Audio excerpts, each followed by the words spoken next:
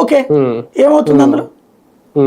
అవును sir. Final గా మరొకసారి అమరావతి పునఃప్రారంభానికి సంబంధించి మోడీని ఆహ్వానించారు అనేది, ఎందుకంటే ఇంతకు ముందు గతంలో కూడా శంకుస్థాపన సంబంధించి అప్పుడు కూడా మోడీ బాబు గారి జోడి అనేది, ఇప్పుడు మళ్ళీ అదే జోడి చూడబోతున్నావా నిజంగా మరొకసారి?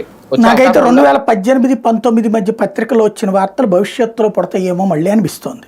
ఎందుకు అంటే ముందు వీళ్ళే రాసేస్తారు, మళ్ళీ వీళ్ళే సైలెంట్ అయిపోతారు. మోడీతో అపాయింట్మెంట్ గురించి 3 సార్లు రాశారు, ఇప్పటికి రాశారు, వెళ్ళిపోతున్నారు అన్నారు, పిలుస్తున్నారు అన్నారు. ఆయన అపాయింట్మెంట్ ఇచ్చేసాడు, లేకపోతే ఆయనే పిలిచాడు మాట్లాడడానికి అన్నారు.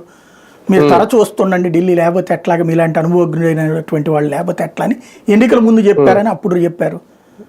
ఆయన ఢిల్లీ ఈ మధ్యకాలంలో వెళ్ళినటువంటి సందర్భంలో అధికారిక ప్రోగ్రాంలో ఉన్నప్పుడు కలవడం తప్పించి విడిగా కలిసింది లేదు.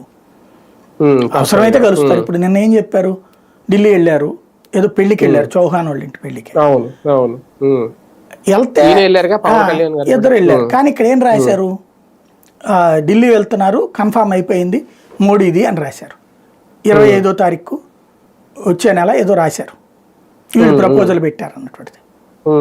మళ్ళీ తర్వాత అది కన్ఫామ్ అయినట్టేం రాయాల, ఆ రోజున కన్ఫామ్ అని రాసేశారు. ప్రధానమంత్రి కార్యాలయం కూడా డేటు ఇది కాదు ఈ డేట్లో చూడమని చెప్పింది అని రాశారు. ప్రస్తుతానికైతే ఇంకా కన్ఫామ్ అయినట్లేదు, తేదీ కన్ఫామ్ కావాల్సి ఉందనుకుంటా. లేకపోతే ఈ పాటికి హంగామా గట్టిగా ఉండేది కదా.